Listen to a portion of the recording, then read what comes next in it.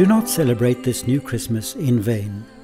A heartfelt plea expressed several times by the custodian of the Holy Land in his Christmas message.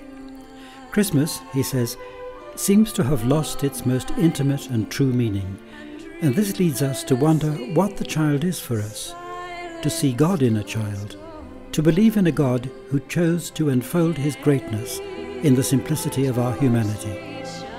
Christmas is Jesus, continues Father Pier Battista Pizzaballa.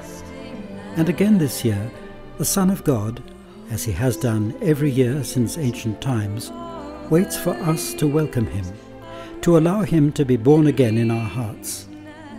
Christmas is an invitation to conversion, to an acceptance of our need to respond to God's expectations, to be aware of his infinite hope that we will find a place for him in the here and now, in the life of each day.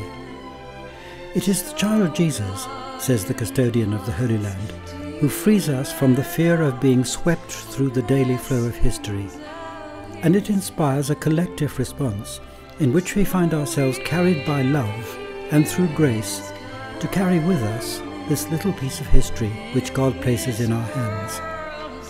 And if one points out the difficulties and injustices entailed in living in the Holy Land in general, and in particular in Bethlehem, a city enclosed by a wall and inflicted with so many problems, the custodian of the Holy Land cites the words of the Pope at the beginning of the Synod, words in which he invited us to look at the Middle East, the world, our Holy Land, from on high, through the eyes of God, and have the courage and the imagination to make a dream become a reality, which it will do if there are many of us who dream. Christmas can change our point of view to recognize that the kingdom is advancing, that it is potentially here, and that we, everyone together, can make it present. We must not celebrate Christmas in vain. We respond to God's waiting, God who has become a child, so that it might seem that he needs us. In this way, we will be enabled to listen, in the midst of the noise of our confused reality, to the announcement of the angels.